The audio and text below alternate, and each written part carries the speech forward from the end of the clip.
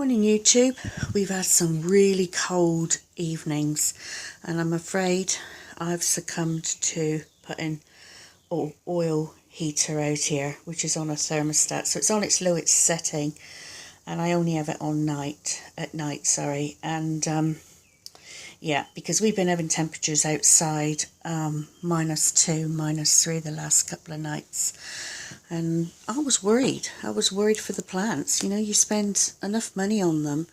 The last thing you want them to do is to succumb to cold weather, you know, and probably die. So anyway, that's the cost of having the plants, I suppose.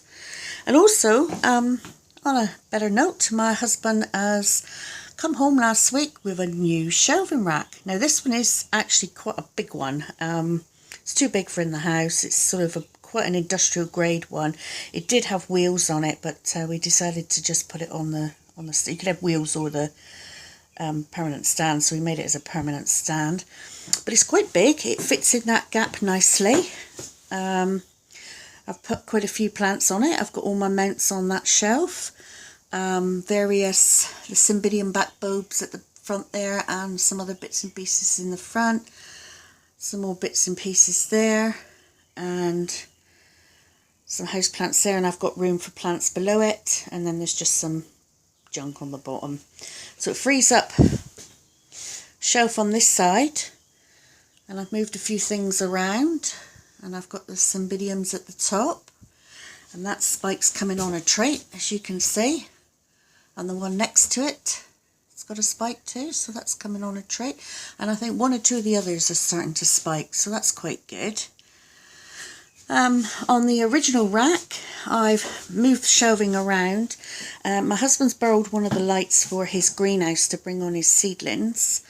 So I've narrowed up that shelf there, and I've just got some storage bits on it, bits and bobs. And I've made a tall shelf at the top here, which can take a lot of the taller plants better. So I've got most of the spiking ones coming in to spike up here. So there's that one there, and then that one there next to it.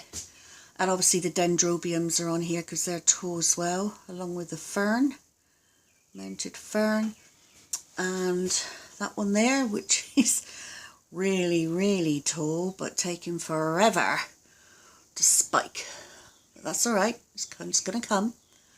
And a few more dendrobiums there. And then down there we've just got the other bits and pieces. The other blooms opened up on that one now, which is great. And a few other bits, and I notice I've got a spike coming on this one. And that one's lovely. That one actually smells gorgeous. So I'm looking forward to that one blooming. Should fill this, if a bit of sun comes out, it'll fill this area with its scent. And then down the bottom, few other bits and pieces, taller ones down there, and I've put this silver foil on the shelves to reflect the light, and it works really well. That's some industrial stuff my husband had kicking around, so I put used to that. So yeah, so all in all, I'm quite pleased with it in here now. I know Roger Frampton had a good sort out of his grow space, and it sort of spurred me on really, because, well, the shelving rack spurred me on because I had to fit it in, and I thought, oh well, might as well go the whole hog and have a good sort out in here. So there we go. So I haven't got the fogger on today, because that fogger shoots it two ways, so it's in a good position there, because it is 62 humidity in here at the moment, but it's not very warm, so I'll leave it like that. Yeah, so that's everything in here, and I'll go in the other room and show you some few bits and pieces and changes in there. Just a quick look at my gorgeous boy. He's more than happy to be home, aren't you, Budsy? Very excitable. Yeah, you boy. Right, so what have we done in here? Not an awful lot. Cleaned out all the Phalaenopsis glasses yesterday. Or some of them. Some of them didn't need doing. Some of them did. I find that some of them need doing more than others. And I don't know why that is. Moved the Begonia Rexes to here. They look really good. I'm really pleased with those. Really bright and shiny. The Paphlopedium is fully open now, and he's looking super gorgeous. I love the colours. I'm over the moon with that one. Very proud of that bloom. Managed that all by myself. So I'm really, really pleased with that one. All the baby fowls are doing well. They're coming on a treat. I seem to have got the mealy bug or woolly aphid or whatever it was on those under control, so that's good. All these Phalaenopsis here, which is 8 of them, they've all got spikes coming in various stages, so I'm quite pleased with those. I noticed yesterday that this lovely yellow one, which is a scented one, when the blooms first open, it's got a beautiful scent on that one. I notice it's starting to shoot again on that old spike. And exciting news indeed. Do you remember the yellow one I showed you last week? I never noticed it last week, but that's got an additional spike. Let's see if I can point it out. Where is it? It's just under that leaf. Can you see it there? The light's not very good, I know, but there you go, pushed it out. So that's really, really exciting news. So let's hope that all comes on nice. This gorgeous Minnie's doing well. Absolutely gorgeous, that one. Really pleased with that one.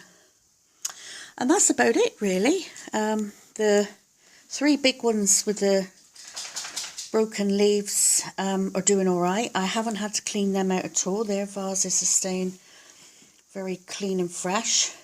So that's really good. And I've got myself a few more African violets. There's 10 of them now there, and I've got the one over in the terrarium. That's doing great. So yeah, I'm getting quite good with the African violets. And I've learned on YouTube, a lot of people do the wicking method for watering them, where you have a wick in the water coming up through into the pot, and then the plant can take as much water or not as it requires. But you have to use a man-made piece of string. It's no good using wool or natural fibre because it will rot. So I used a piece of nylon cord. I soaked it in just a dab of washing up liquid solution to start with, to make it more, to break down the surface of the cord, which helps soak up the water. And they seem to really like that at the moment. So I'm quite pleased with those. So that's those. What else have we got? Oh yes, just a moment. Now I hope you can see the pole packs. That bloom in the front there has been open a couple of days, but I see it's going over. It's going over quite quickly. But there is another one I pointed out. Get my hand in the way. There is another one. Can you see it? Just coming there. But I'm quite pleased with that. So that's two flowers I had on that one, not the one. So yeah, so that's about all really. Anything else, I'll keep you posted. And if you like the videos, thumbs up please. If not, thumbs down. And I'll catch up with you soon. Bye for now.